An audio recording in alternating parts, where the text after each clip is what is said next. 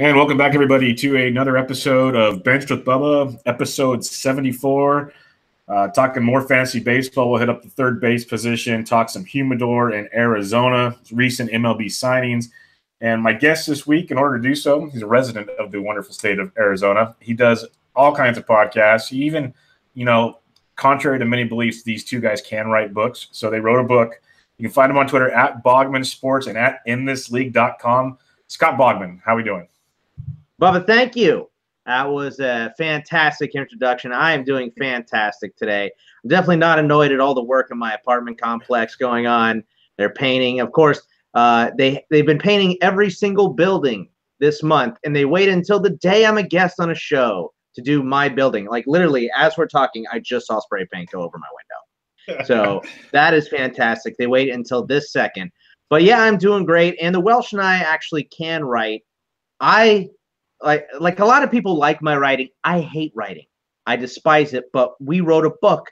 It's called the 99 Fantasy Baseball Player Debates. It's available on Amazon. If you want a PDF, it's available on inthisleague.com. And it's kind of different. It is so there's plenty of draft guides. And since we are a staff of 2 people, there's not a chance in hell we could write an entire draft guide. So we like to talk about player debates on our podcast. So we decided to go with 99 of them because we also have our 99 problems with my drafting. 1 T-shirt, it just makes too much sense. And it's kind of like a complimentary piece. That's what the Welsh has been calling it. And I think that's perfect. It's a complimentary piece to the regular draft guides and all that kind of stuff. So it's a lot of fun. It's on Amazon. It's cheap. It's only $7. And please buy it so I can eat dinner. I would really appreciate it if you guys could buy it. That would be great. Uber Eats is not cheap, people. Scott, my God, needs your help. That's right. I'm on a diet for real. I've got shakes and everything. I've got a workout plan. But you got the shakes, or you're drinking shakes? Well, I have the shakes from cheeseburger withdrawals, but I also have shakes that I have to, like those. They're super expensive. They don't taste that bad, but yeah, so it's going, Man, well, I appreciate you being able to fit me in between drinks. That's really, really kind of you. Because I know as a fellow guy that needs to be on a diet, I understand how these things can go. Well, you know how it is. It's not going to last forever. So you'll be back on the wagon in no time. I still live 10 minutes away from Whataburger, so outstanding. But yes, everybody, the important message between all of that, and it's going to go off the rails many more times today, is go buy the book. It's that simple. And you can just get it online, so you don't have to worry about paper cuts or any of that kind of stuff. Real simple deal. But go check it out. They have a lot of other key people in the industry helping out, judge the debates and everything. So really, really quality stuff that they put out there as usual. So go check that out. Let's talk some recent MLB transactions before we get into the rest of the information. JD Martinez, a guy that you got to see this past season for at least half a season in Arizona. He found his way to Boston as many expected. We don't care about the financials of the deal. We want to care about the fantasy impact. How many times do you think he's going to pepper that green monster? A lot. Yeah, a lot. I mean, JD is a great hitter, and especially – it's like we had Joe P on our show, and he said, well, what else can JD Martinez do? And I said, well, the only thing is play 40 more games. He does have a little bit of a history of missing time, but other than that, the dude has been outstanding for the last couple seasons, especially with Arizona. And I love him going to Boston, where he's going to hit in the middle of that lineup. Maybe 3, but apparently the news came down that Ramirez is going to hit 3. I don't know what that's all about, but he's going to be a fantastic addition to Boston. So very good move for them, and it depresses me a lot. So yeah, because everybody pretty much knew he was going to Boston. Did him officially signing with Boston? I guess it's not even official yet. I saw. Does him going to Boston, that change his rankings to you at all, or do you kind of still have him in the same ballpark where you draft him? I would have given him a little bit of a tick up in Arizona just for his production from last season until they announced the Humidor, which I thought also coincided with him signing with the Red Sox. I thought maybe, we don't know what the official offer from the Diamondbacks was, but my thought was always, was probably a 1 year, 25 million, something along those lines. Bet on yourself. Give us this chance that we have within the window of the Greinke Goldschmidt era here in Arizona to try to get a championship. But after they announced the Humidor, I mean, a guy that doesn't want to go into free agency, betting on himself 1 year if the homers are going to regress and all that kind of stuff. So the Welsh doesn't think that has anything to do with it. I don't know, maybe, but I think that when it was one or the other. When JD Martinez said no, they announced the Humidor, or when they announced the Humidor, JD Martinez said no. So I think one affected the other some way, but we'll never know. But him in Boston is fantastic. I still think it's a very, very good move. So, last question on JD, since he's going to be in the middle of that order now, do you think it turns into a Mitch Moreland, Hanley Ramirez platoon, and so their values they weren't high values to begin with fantasy wise, but really, really decreases those guys? Or how do you see that impacting the team? I think Hanley's going to play most of the time. Moreland will get in there. Sure, it'll be a platoon, but I would say it's more of a 160 or 110-50 type of platoon if you're looking at all the games played in Hanley's favor. I also think that Eduardo Nunez going to Boston kind of clouds some stuff too, because yes, he can play everywhere, and he's basically insurance for if Devers struggles or Jackie Bradley Jr. struggles, but he's going to start out at second base while Dustin Pedroia is starting the year on the disabled list. So once Pedroia comes back, though, I want Eduardo Nunez every day over Jackie Bradley Jr. at least. So I think that is bigger as far as the Red Sox lineup goes. But they've got great pieces all over the place, and adding JD Martinez is fantastic for them. Yep, embarrassment of riches. Let's talk about a 3-team trade that took place with your boys. You guys picked up Steven Souza Jr. People are saying, well, that was to replace JD Martinez. No, you're not replacing him with Steven Souza Jr. But formidable piece to the offense. How does he look fantasy-wise to you this year? Oh, I love it. It moves Yasmani Tomas's fat ass back to the bench. That is what I love. I do not want any more part of Tomas. I mean, even when Tomas hit 30 bombs, he had a 0 WAR because he's so terrible out in the outfield, and they're paying him way too much money. And Steven Souza Jr. fits right in. Apparently, he's good friends with Paul Goldschmidt. He went to high school with Robby Ray, and he played travel ball with Jake Lamb. So, I didn't know that. Yeah, I didn't know that either. The Welsh told me that yesterday, and that was very, like, I knew he knew Goldschmidt. I had heard that before, and I knew they worked out together and all that kind of stuff. But he's going to fit right in. It makes the outfield defense better. But for fantasy, maybe the home runs tick a little bit down with the Humidor. But, we let guys steal in Arizona. So he's going to have an opportunity to run. I believe he's going to play most of the time. And, I think it was a smart deal for the Diamondbacks dealing from depth, because Drury goes to the Yankees. They still have Ketel Marte to play short, Owings to play second.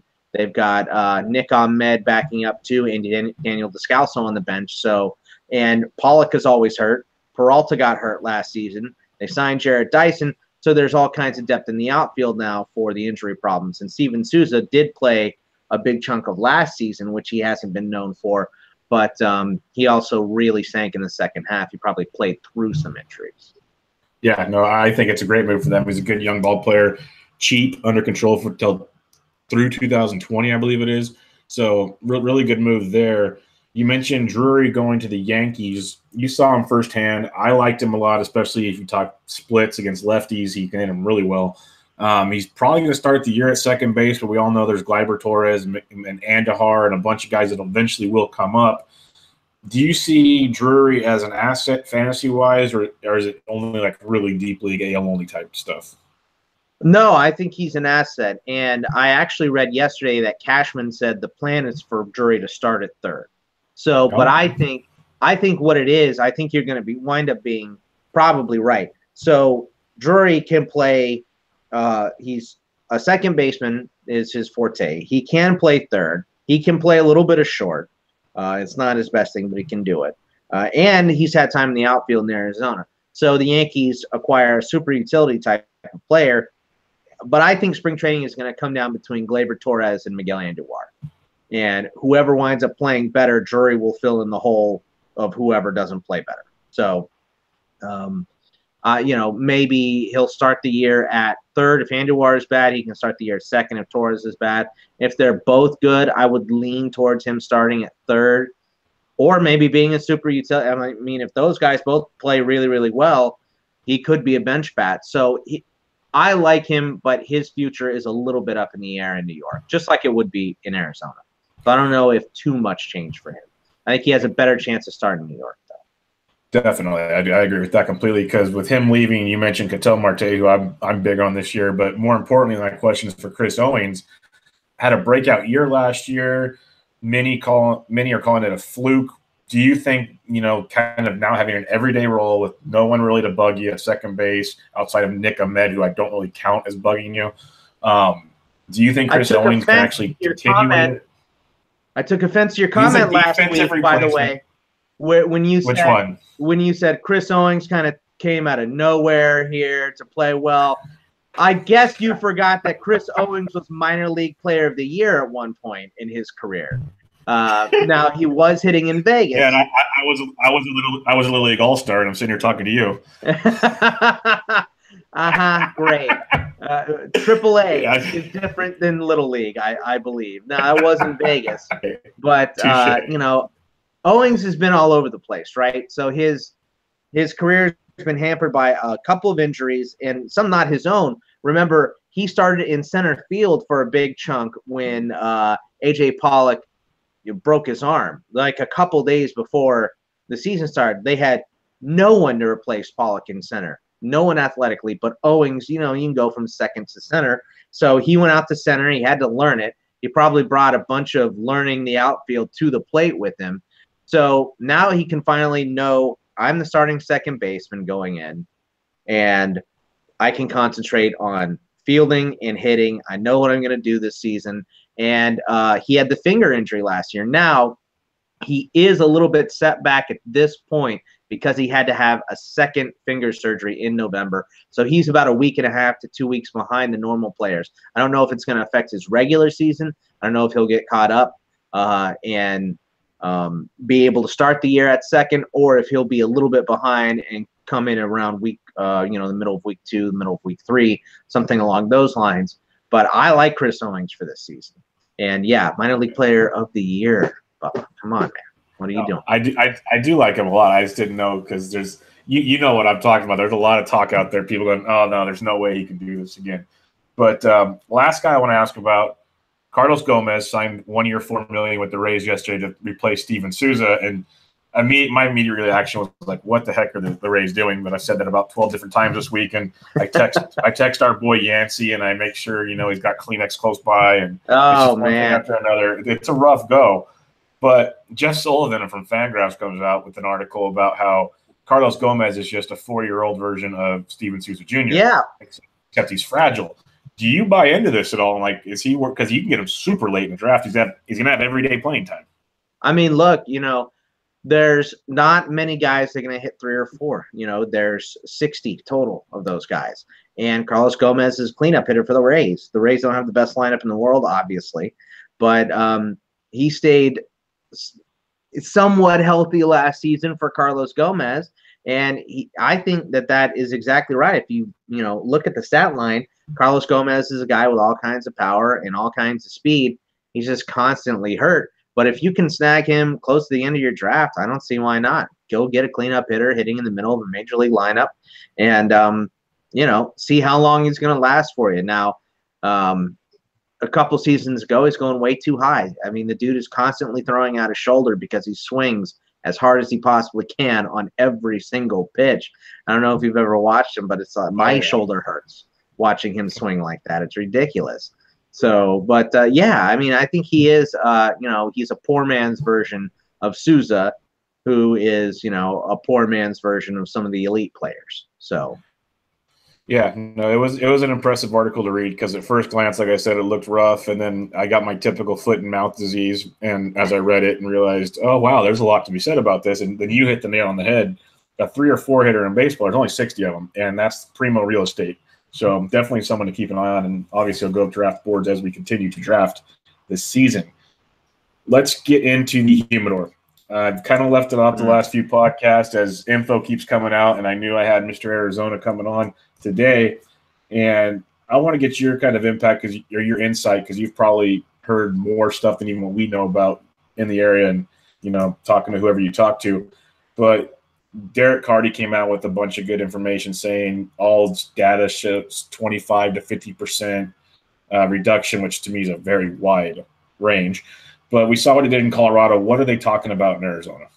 I mean, you've heard. You probably heard more than me, because there is so much chatter about this. I just have to back away from it. It's just too much, man. And it's the monster, right? It's the monster that nobody can see. It's like Bill Burr says, when you go out, and he's like, the ocean is like the jungle, but you can't see anything. Our head is right above the water. We have no idea. Yep. My question is with the humidor is, how are the balls handled? Because they said, okay, it's the same thing as it is in Colorado, but the humidity difference is going to make the ball weigh more and all this stuff. Well, if you take a ball out in Arizona, the dryness in Arizona is going to dry that ball out way quicker than it would in Colorado. So I don't know, is there going to be increased scoring at the end of the game? Is there going to be is it really going to drop home runs by 35% like some people are predicting? I just don't know if I buy that big of an impact. But people are panicking because we just flat out don't know. There's not a really great answer here. And I sent the Hardball Times article that came out last year. God, what is his name that wrote that? Dr. I know what you're talking about. Yeah, I can't remember right now. But that was the article that Derek Carty was referencing in his long Twitter stream that he wrote about this, where they were measuring core and all that stuff. And he just said, what nerdery. He's like, what? Only in baseball would we be measuring core to predict fantasy players, of course. But, I mean, it's true, I'm not a physics guy. I'm more of a dick jokes type of guy. So I can't tell you all the physics that are going to happen with this, but I know that I'm not bumping Goldschmidt off of my board at all. Like a lot of people are moving him down to 10. They're moving him down to 11. There's just not a chance in hell I'm doing that. I don't think you're crazy if you put Arenado ahead of him. That's as far as I'd go. So 4. I got him at 4. I'm not moving him down. Now, to be honest with you, I don't like drafting my own players on the Diamondbacks. And you know that I don't like H.A. Pollock because you listened to my podcast before. I love him as a player, but the dude's always hurt. Jake Lamb with his terrible splits, I don't want any part of him this season. And, then the rest of the outfielders are kind of on rotation. So unless they slip, I'm probably not taking them anyway. So as far as the hitters go, I'm kind of not in on most of them anyway. But this isn't going to really sway me too much because maybe, now that they acquired Souza, maybe Souza slips a little bit because there are not too many other players in that lineup that are super home run dependent. I mean, Jake Lamb hits a lot of bombs, but he gets a lot of RBIs and runs too. So I'm not too worried about that. If he falls off by 5 homers, I can get those somewhere else because power is cheap nowadays. So. Yeah, that's what I was wondering because you see all different sides of the spectrum on what it's going to be. The humidity part you mentioned, do you have dry balls at the end of the game, which could be a personal problem, could be baseball problem. There's a whole lot of problems there. You mentioned ball handling. We can go all day with this. Yeah, brought to you by Gold Bond. Yes, get your Gold Bond. You need that in Arizona in the summertime. Oh, yeah. Trust me, I know. But I asked Suarez, I said, so what's this mean, like, for the pitchers? What does it mean? He says, gives them better grips, like their slider or this, that, and the other. But I asked, okay, so you're setting the humidity. What if the roof's open compared to closed? Do you set it at a different setting? There's so many factors to it that no one has an answer to yet. So and I don't know if they're allowed to change the settings. That's a big thing too. Yeah, because if every game is ending 2-1, like they're playing in Petco, are they allowed to go in and, just like a thermostat in your apartment? Like, are they allowed to just take it down a couple notches? Like, okay, all right, let's get some 4-3 games here. I don't know. I don't know if they're allowed to change it or not for the entire season. So everybody doing this measurement and humidity and everything, well, what if they say, nah, F this. We're going to turn this down a little bit. Or if halfway through the year they're like, you know what, our players aren't liking this, we're going to just quit using it. I don't know. So I don't know if the MLB has a rule in place that if it's there, you have to use it, or if you can't adjust it, or how the balls are handled, or any of that stuff. So these are the things that we need to find out before we go and completely demolish the value rating on all the hitters and raise the pitchers way, way up. I actually, I don't like taking the hitters, but I do like the pitchers for Arizona this year. And I know a lot of people are laying off of them, but I like most of them. Yeah, and that's where I was going to go next. Robby Ray coming off his big year gave up a lot of hard contact. That was kind of I guess if anybody had anything negative to say about him was that, and sometimes his control issues. But he was really good, and obviously the Humidor will help with the hard contact rate. You got guys like Zach Greinke, Taijuan Walker, Patrick Corbin, who pitched great at home already compared to on the road. Are you moving these guys up? Because you said you liked them a lot. The best one. You forgot the best one. Zach Godley. Oh, God. Come on. No, I know. I always forget him, and I know. I always forget him. But do you buy it? Okay, well, answer this question for me. Why the hell did they send him down in the middle of the season last year to give him quote unquote rest when he still pitched in AAA? That one blew my mind. Because he was a reliever the year before. Oh, he was a reliever the year before. He hadn't put all these innings on his arm before. So, and you saw that in the second half where his ERA jumped up a little bit. It's because he wasn't used to the grind quite yet. But he pitched fantastic down the stretch. And even Rob Silver, we had Rob Silver on our show, and he gave a great explanation. And I think it's well, yeah, a little bit. I mean, I want people to listen to our podcast. Hey, look, I'm a whore. I am not above name dropping or shaming people into buying stuff. I don't care. So, by the way, guys, they have a book for sale on Amazon and on It's a book. You should buy it, please, God. But anyway, Rob Silver came on and he said, look, everything in the stats says Zach Godley's year was a true year. He wasn't bumped up by BABIP or anything else. I just don't want to take him because who the hell is Zach Godley? I mean, that was his quote. That's from an expert guy who's won the NFBC main event. So when he's saying, well, just who the hell is Zach Godley? That's the reason I don't want him, which, look, I have for plenty of players. But he put up a great season. He has the right type of attitude, and the Humidor is coming in.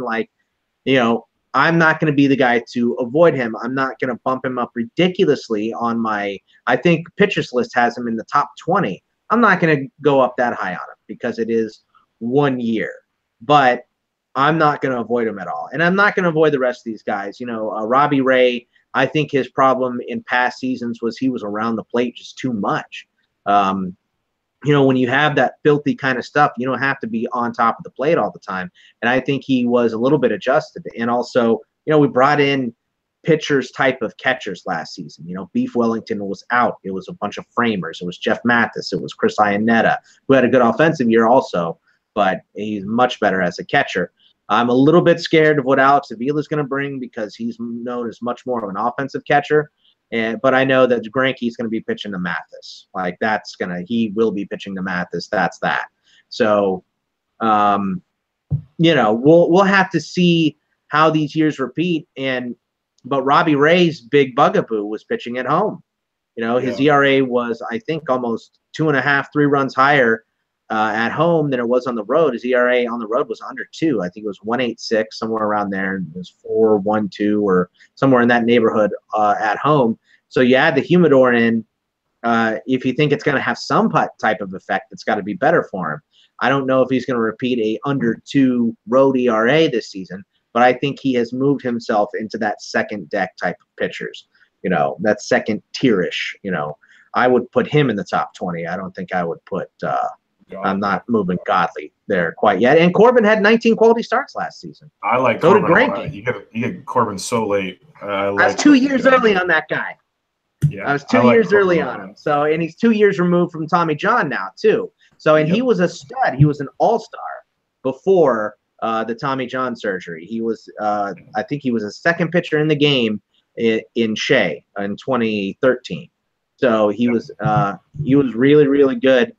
then, and he's kind of getting back to that form after the Tommy John surgery now. So I like Patrick Corbin a lot. It's a good little staff they have brewing there in Arizona. So I'm really curious to see where this Humidor goes because, they're always complaining about the baseballs and all this and that, and they saw it in the postseason. So I'm curious to what extent they take this to. And, they say MLB's monitoring it, and the D-backs aren't even in charge of it. So I'm curious because, like you said, if they want to keep offensive players coming to town, they can't have 2-1 games every year or every game. Yeah. So it'll be really interesting to see how this works. Let's go to the third base position, which is pretty heavy as always. And we're going to go 1 through 10, 11 through 20, 21 through 30 on NFBC ADP rankings for the last about month, starting February 1st, and seeing how it plays out. Starting at the top, you got Arenado, Chris Bryant, Machado, Jose Ramirez, Josh Donaldson, Alex Bregman, Anthony Rendon, Justin Turner, Travis Shaw, Nick Castellanos. When you look up top, Scott, you got Arenado and Chris Bryant, and to me, it's kind of just pick your poison. You got one in Colorado, one coming off to some people a down season, but still a very good season. And I'm hearing a lot of chatter that people wouldn't be shocked if Chris Bryant's like a top 3 player this year. What's your thought on those two? Do you prefer one over the other? Is it pretty simple? I mean, I think you have to take Arenado.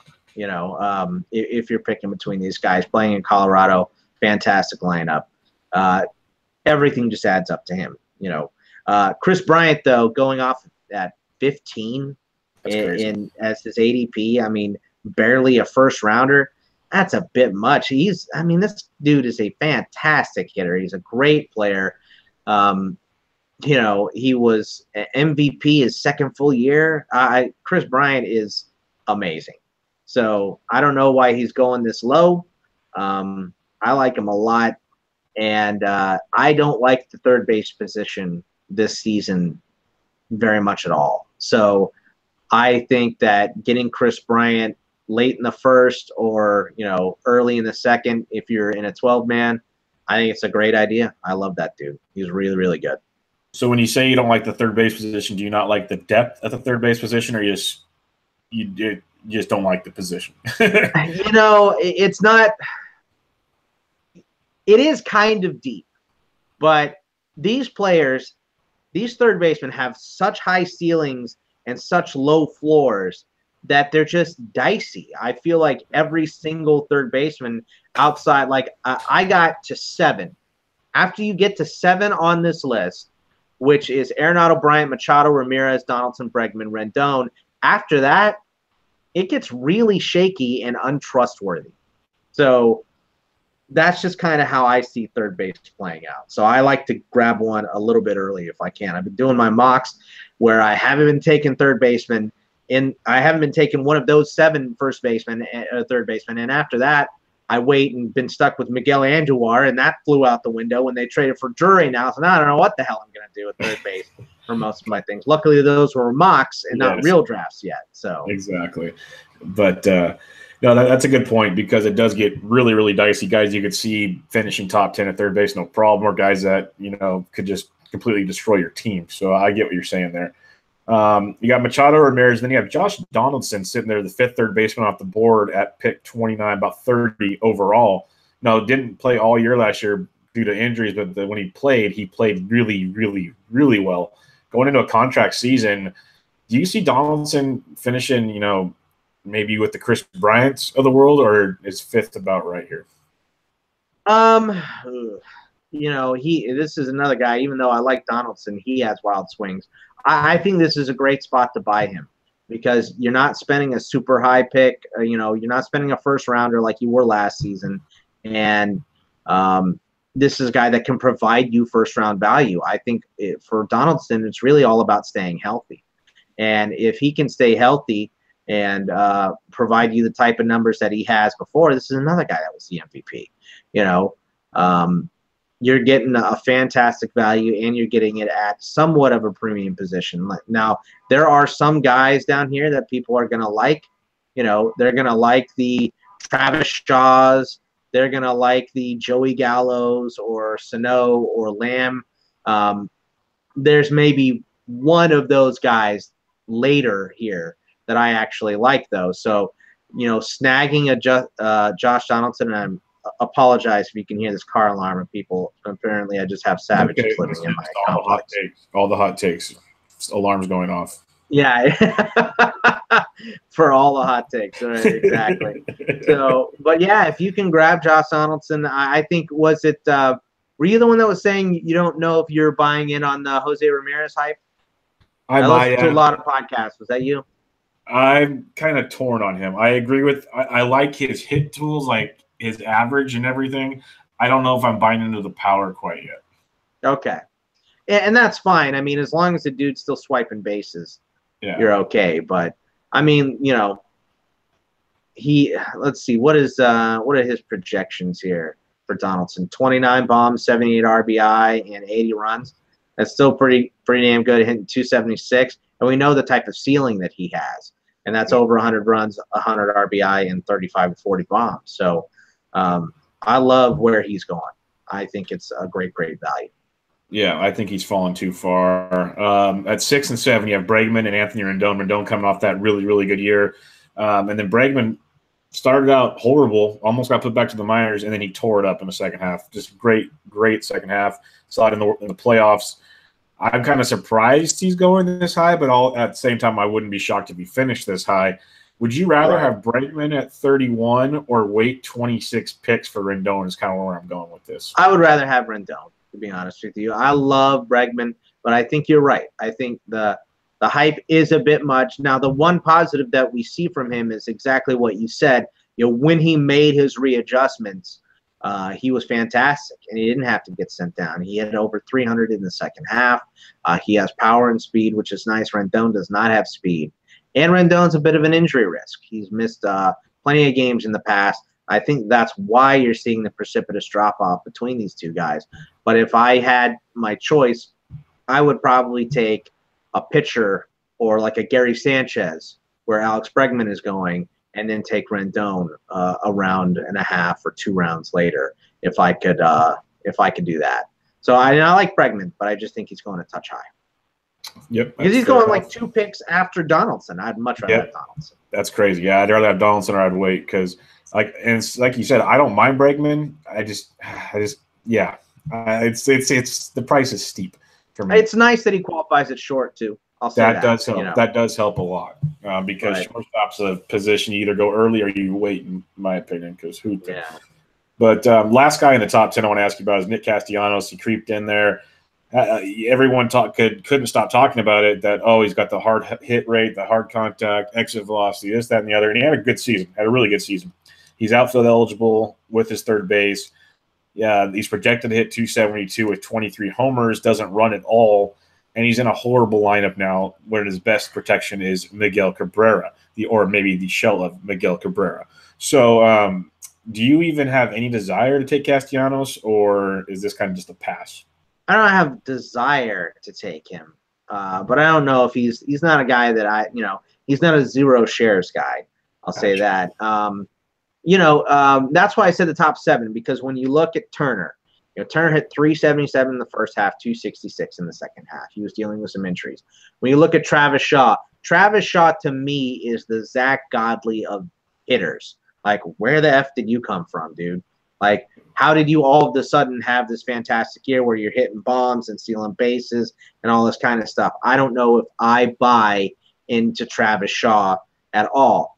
Going around 94 is actually okay. It's not bad. That is not bad at all. But, when we did a couple of mocks right after the season, he was going round 4, round 5. No thanks. Pass. But if he's going around pick 94, that's not bad. But Castellanos, I don't know. Like you mentioned, the horrible lineup.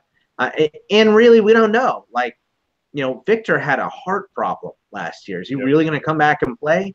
Miguel Cabrera had the double herniated discs. And, there's basically no one cleaning him up. It's me and Bubba cleaning him up here. It's James McCann, Leonis Martin, and Dixon Machado. Yeah. So that lineup is absolutely brutal. So I don't know how many runs he's going to score. Hopefully he's just driving them in and hitting some bombs. So, I mean, it's another one of these guys with a high ceiling and a low floor, and I don't like taking too many of those players. You got to take some of them at some point. Yes. So maybe third base is where you're going to take him this year because so many players have that. But I'm just trying to get a more sure thing at third base. Take my risk at a different position that is deeper. So if it doesn't work out, I'm not reaching for someone else. That's all. Exactly. No, I completely agree with that. We'll go on to the next 10. You got Sano, Joey Gallo, Jake Lamb, Raphael Devers, Moustakas, Eduardo Nunez, Kyle Seager, Adrian Beltre, Eugenio Suarez, and Ryan Healy. I'm not going to talk about Miguel Sano because I just don't want to talk about Miguel Sano. But Joey Gallo, this is the guy that everyone's in love with or doesn't believe it can happen again. He's going 115 overall. If you have good batting average stability early on, he makes for tremendous power.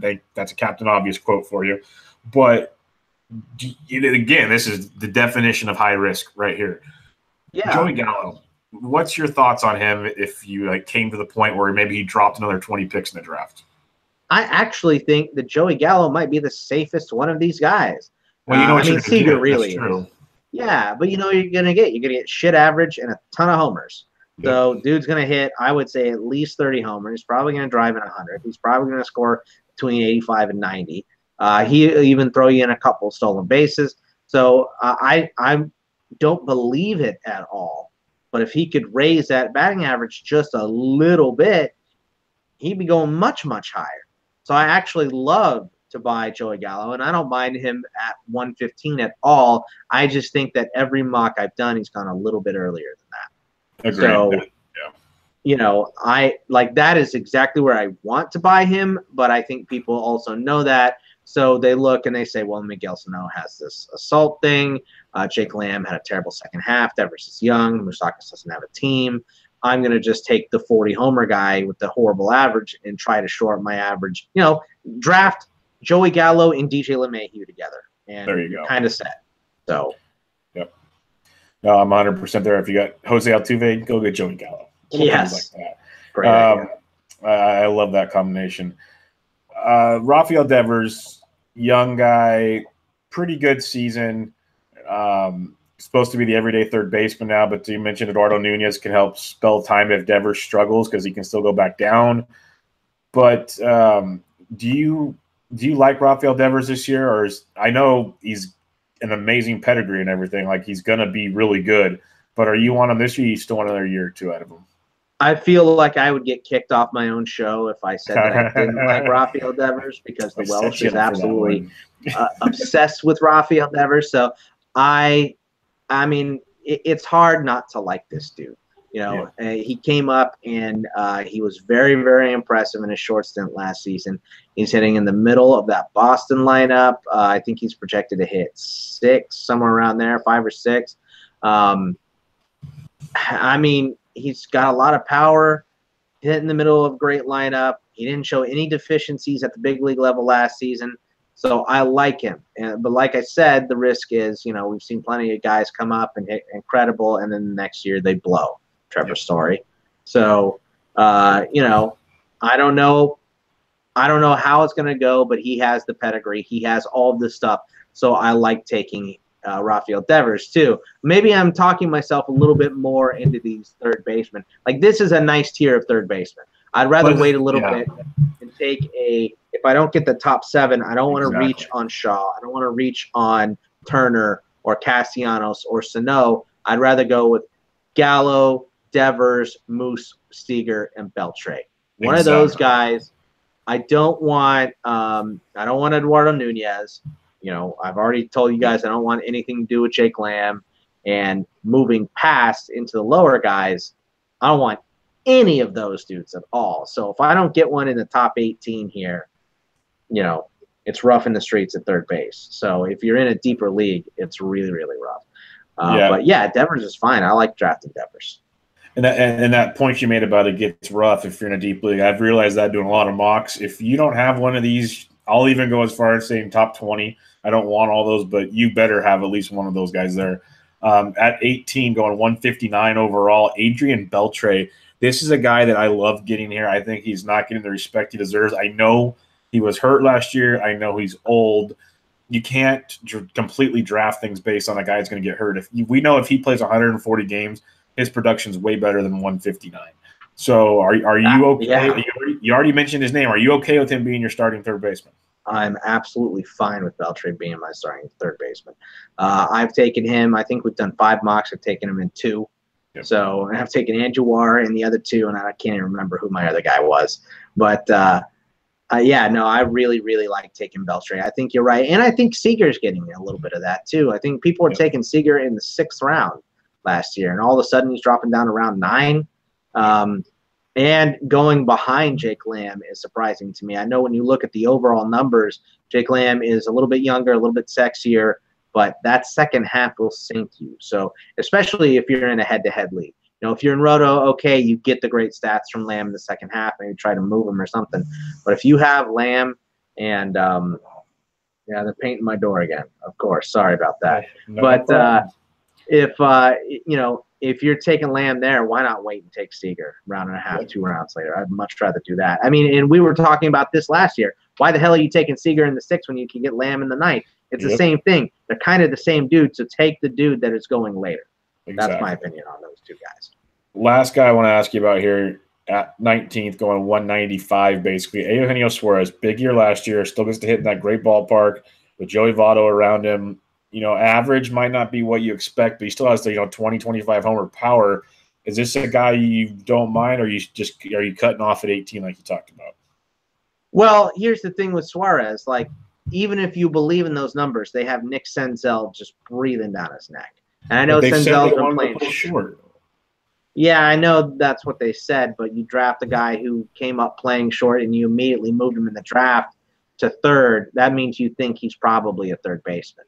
So that's the risk when you take a guy like Suarez. So if Senzel comes up and he plays short, fantastic. You've done a great job. You got a valuable third baseman around pick 200, maybe a little bit earlier, maybe a little bit later, based on whatever. But I just, that's the risk. And that's the risk in a lot of these third basemen. You can sit here and poke holes. It's easy to poke holes. Now, you can poke holes in any player. But it's super easy to poke holes in these guys. Lamb sucks in the second half. Devers is young. Moustakas doesn't have a team. Nunez is super utility. Seager had a terrible year. Beltre's hurt. Suarez has competition. So when you can just tick off big, spore gaping holes in their game here, then it's rough to confidently draft these guys. I don't mind if you draft them, but if I'm getting outside that top 7, I'm probably trying to back up one of my guys with another risk guy just in case. Now, I'm not going to go through the next 10 because it is pretty ugly. Just 2 names I want to ask you about in this, going 25th and 26th, basically both 288. You have Todd Frazier, who's going to be with the Mets. We know he's an average liability, but still has 30-plus homer pop and can steal you some bases super late in the draft. And then you have Matt Chapman. A lot of power, up and down first season. He's supposed to be the everyday guy there now. They got rid of Ryan Healy in Oakland. Are these 2 guys like late round flyers that you don't – I'm not talking about your starting third baseman, maybe a corner infielder, bench. Are these 2 guys you could look at as a late flyer, or do you have any other late sleepers you might gamble on in the draft? Todd Frazier was a 2nd-round pick like 2 years ago or 3 years ago. So – he just needs to really bring the average up. He can't be hitting 214. So getting him at 25 around pick 288, I like both these guys. Like, to be honest, I don't know why Matt Chapman and Todd Frazier are going behind Ryan Healy, who's already got a busted hand, Maikel Franco, who was awful. Josh Harrison, you can like Josh Harrison, that's fine, but I'll take the power upside of Chapman and Frazier easily over those 2 guys. One other guy that I would like is I kind of like Candelario with Detroit. Yeah. Now, we know we just crapped on Detroit's lineup, and it's not good, but he is hitting 2. He's supposed to be hitting in front of Miguel Cabrera. So Miguel Cabrera turns into old Miguel Cabrera even a little bit. Then you have this guy hitting in front of him who's seeing all kinds of good pitches because they want to try to get him out before Cabrera comes up. So, and he was pretty decent last season, Candelario. So seeing him go behind those guys once again is kind of surprising. I would take him over Harrison, Franco, Solarte, and especially stupid Jose Reyes. I don't know why he's going behind Jose Reyes. Give me a break, guys. What are you doing? Come on. Yeah, that one it's makes NFBC. no sense. You're paying a lot of money. Let's get it. Come on. You're supposed to be the best of the best. Let's go. Right. But yeah, Candelario I do like a lot. He's a nice sneaky play there. We've talked prospects real quick. That I'm talking about more prospects that will have an impact at some point this year. So not Vlad Guerrero Jr. We understand who he is. Fernando Tatis, probably not. But you mentioned Miguel Andujar's name a few times. You got Nick Senzel, maybe Austin Riley. Any guys you're looking at on super deep drafts or just to keep an eye on the waiver wires for later impact? No, I think you kind of covered it. Andujar and Riley is he's an interesting name. I don't know if I would say he's a lock for this year. Maybe September call-up 40-man. But if he's just tearing it up, Atlanta doesn't have a lot, so I don't see why not. But Andujar is the big one, and Senzel is the really big one. So outside of those guys at third, I don't see making too much impact. Oh, you know what? Another sleeper guy, Matt Duffy. Forgot about Matt Duffy. Starting for Tampa Bay. About Matt Duffy and his fat cat. Yeah, Skeeter. I had a fat cat named Skeeter. So such a great name. 44, going off 44, and he's going, 5 picks ahead of Vlad Guerrero. Who's the other? I mean, maybe Christian Arroyo, who's in Tampa also. If he doesn't work out, I'm going through this list here. I got a name for you I'm curious about. For some reason, he's not on NFBC's third base list. He's under first base, but I know he's third base eligible. Colin Ryan, who the Pirates got. A lot of people are trying to act like he's a big-time sleeper. He's going 402 right now in NFBCs. What are your thoughts there? Well, he adjusted the swing. He was god-awful before he did that, so adjusting the swing is nice. But with Pittsburgh, you just never know what the hell's going on. Who they're going to acquire, what they're going to do. They just added Corey Dickerson today. Yep. So I like him. I like him there. That's another nice sleeper. Him and Duffy are kind of in the same range.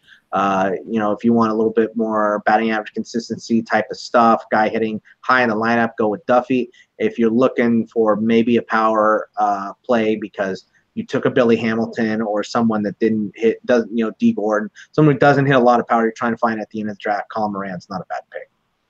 Okay, last question. If people for some reason listen to this podcast and not Scott's podcast, well, I don't know what you're doing. One of the things Scott does and does well is troll his partner in crime. And one thing he does well when he does it is zero shares, because the Welsh will be crying when one of his guys gets injured and his whole season's ruined, and you got the chuckle in the background like you hear now. And he's sitting there going, how many shares do I have? 0 shares. Basically the middle finger to his Hey, the Welsh, ask me how many shares I have. Exactly. And then you'll hear, yeah, it's absolutely glorious. Shares. No shares. Yeah. We even have a shirt now. 0 share. It's like a jersey style. Like I said, I'm a whore. And it says shares on the back and then 0 underneath it. Big in this league logo. So outstanding. Well, that brings me to the question now. Give me a couple guys. Obviously, don't have to go all over it. It could be any position, not third base. Some guys that people are all over that you're going to have 0 shares of this year. Well, I got a bunch here. So, and I like to play the hits. So the first one isn't a hit. And I actually have 1 share of him in a dynasty league. So it won't be 0 shares, but I'll be drafting 0 shares of this guy. Rhys Hoskins. I love Rhys Hoskins. He's got all kinds of power upside. But he is going in the 2nd round, and that is too high. Even in the 3rd round's probably a touch high. He's got all kinds of power upside, and I think it was it depth charts that projected him to hit like 40-something homers, which is a possibility. But I could see him being first base Joey Gallo, and next year Joey Gallo is going to be first base Joey Gallo because he's not going to play any third unless Beltre gets hurt again, which I guess I shouldn't say. Maybe I'm a little bit quick to pull that trigger because Beltre could easily get hurt. But, yeah, Hoskins is going at 37 homers.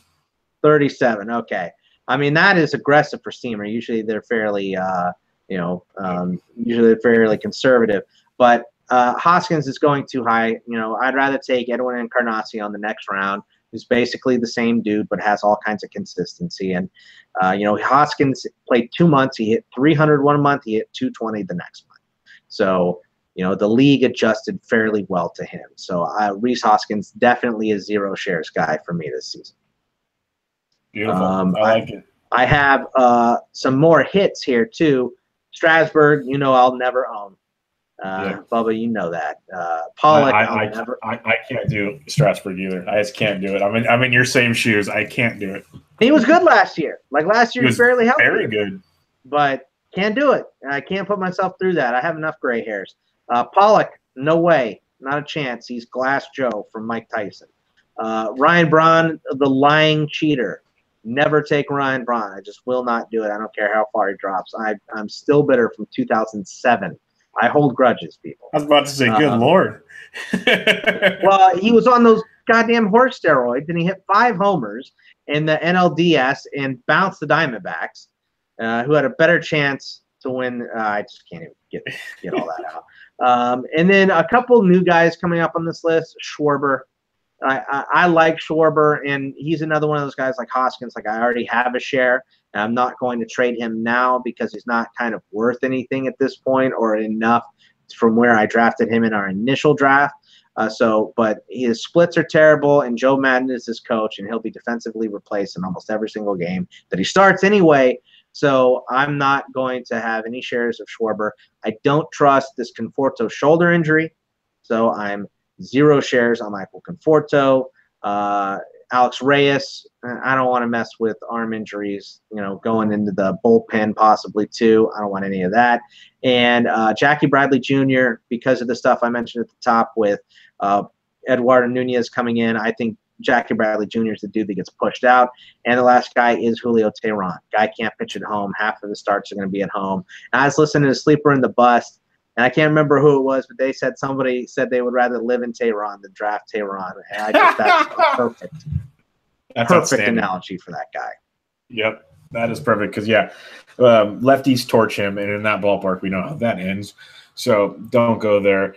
But I like the Schwarber one, the part where you mentioned that Joe Madden will replace him. So you're going to get lucky to get 3 at-bats a game out of the guy. So it's just going to kill you over and over again.